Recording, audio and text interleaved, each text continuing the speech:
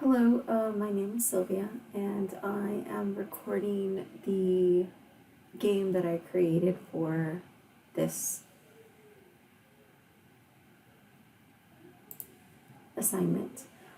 Um, so we'll get started. So I chose to do a multiple choice trivia question game for mine. So the first question is, what does DIY stand for? And the quote, imagine DIY meets education. And I chose this quote because I think it really embodies what makerspaces mean to me when reading through all of this. It's wanting to do things yourself, and incorporating them with education so that students are learning while they're creating, which is the main proponent of a makerspace, in my opinion. A makerspace takes advantage of multiple whats. And while you can encompass hobbies and interests in a makerspace, the most important thing is learning styles, because we all learn differently. And I think that's one of the things as educators, we've come to realize is that we have to incorporate multiple learning styles in our teaching so that we're catching all students and helping them learn. A makerspace is an intersection of formal and informal learning.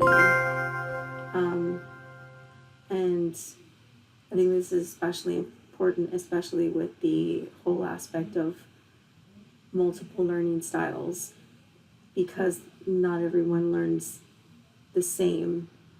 There's this need to not be structured. You want them to get up and move and be able to, if that's the way that they learn, that's where this comes in. A makerspace can be physical or virtual, and I think that's especially important considering the position that we are in now with this pandemic and having to shift to becoming a virtual connection to our patrons and our students, and being able to connect with them when they can't physically come into our space.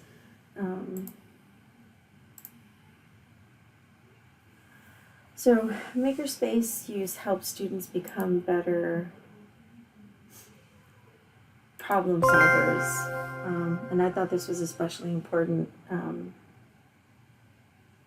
because I think ultimately that's what we're trying to do in any learning environment. You're trying to help a student become a better problem solver. At the end of the day, that's what they're trying to do with any problem that they're given or assignment. They're trying to solve the problem that's been given to them. What is the first step of the problem solving loop?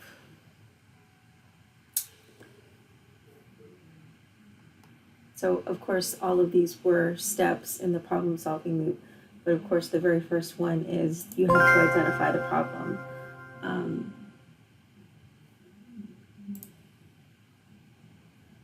What is the acronym for the 4-step model for implementation and use of the makerspace? So the acronym is, of course, UTEC, which stands for using, tinkering, experimenting, and creating.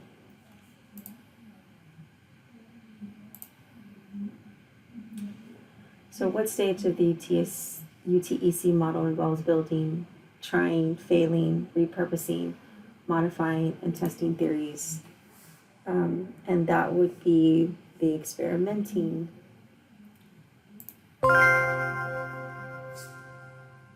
step. And I think that's really important in maker spaces. You know, the first time you try something, it's probably not going to work. You're still learning how to do things. So I think one of the main things that we try and have students remember when they come into our space is that there's nothing wrong with failing. So, you know, that's what the whole space is for. It's for you to experiment, and you're going to fail, but then you're going to see what you did to fail, and then you'll be able to try it again and fix that issue. And you do it over and over again until you get what you're ultimately looking for. What does the first C of the 5 C's stand for? And of course, the first C stands for critical thinking. I think that's the most important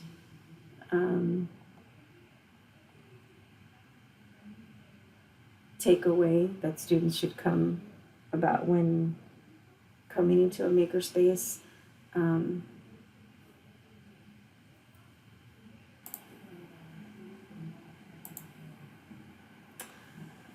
So this Makerspace Club included members Steve Jobs and Steve Wozniak. And I included this one because I thought it was really interesting to see these two men who ultimately became the creators of Apple, which now everybody has probably some Apple product in their lives, and most students know exactly, what that is. To think that they started in a sort of makerspace club really opens the eyes of people to realize that you can use this space to create and think with other people and collaborate and become the next Steve Jobs. You never know. These are the biggest classrooms in the school building.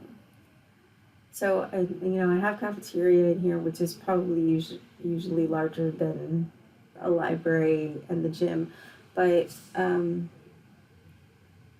the library is the space where, especially for an academic setting on a campus, it's not really tied to any particular college of learning. There are lots of other places on campus that may have some of the same equipment and materials that you do, but if you're not an art student or if you're not an engineering major, then those things are not available to you. But a library is open to everyone, no matter what your college of study is. That is the one place where everyone is welcome and everything is readily available to them. So it's usually the best place for something like a makerspace. Makerspaces do not have to be high tech. I think this is one of the most important things that I realized when we were talking about opening a makerspace.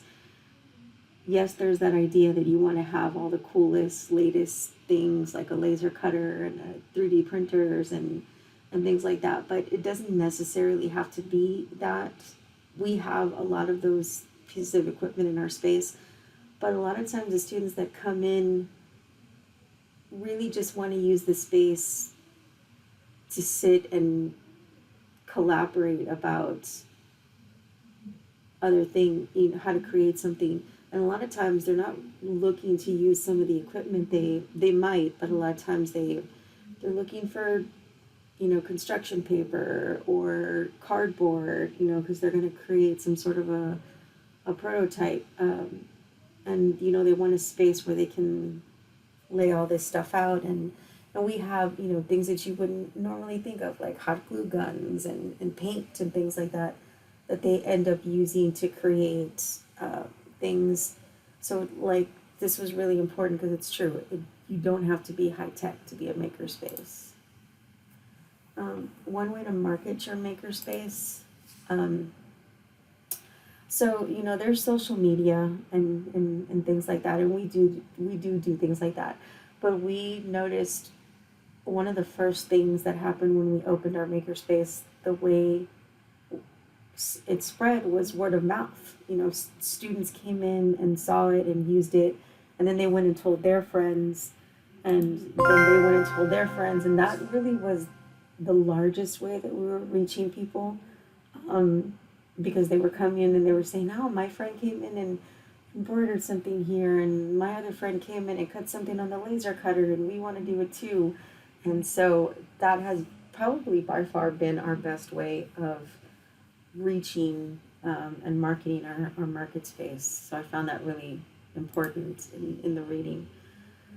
A makerspace should include what kind of furniture. So it really has to be movable. When we do workshops or when students are working on things together, being able to wheel things around and is really, really essential. We've had workshops in there, where they have to work in groups to create something, and so being able to move the furniture so that they can move into their groups and work on things has been really, really effective. Don't let a lack of this stop you from getting started with your own makerspace. And of course, it's money. Like earlier, one of the questions was about not having to be high tech, so there's a lot of things probably that are in your office supply closet, that you can bring out and have students use that you wouldn't normally think about, and that's not money that you're having to look for. It's already part of your office supplies. So just think about that. That was really I found that interesting in the reading also. What is one of the downsides to having a makerspace?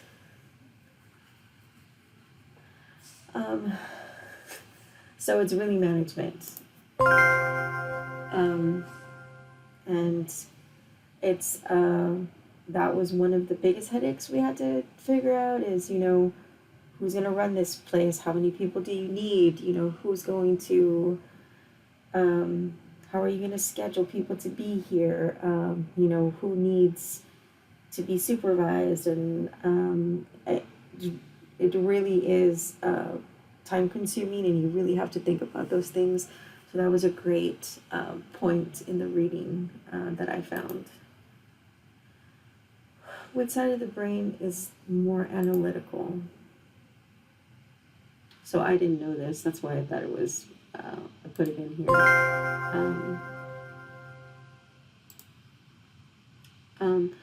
What type of activities will always make learning more meaningful and help to solidify concepts learned? So this was also, again, really important to me because I am definitely the type of person that if I can't touch it, feel it, see it, do it, I'm not going to learn it. I'm not that student that, can sit and just listen to you lecture and then know what you're talking about. I need to touch it. I need to feel it. I need to do it. I need to do it multiple times. And so that's what's great about a makerspace is they're in there, they're using their hands, they're touching, they're feeling, they're making things, and that really, really helps to learn concepts. What are the 4 main standards for libraries? And this is the think, create, share, and grow, and they meld perfectly with what maker spaces are. You think about something you want to create, you can create it. You can meet other people there that share your interests, or that know something that you don't know, and so now you've created this sharing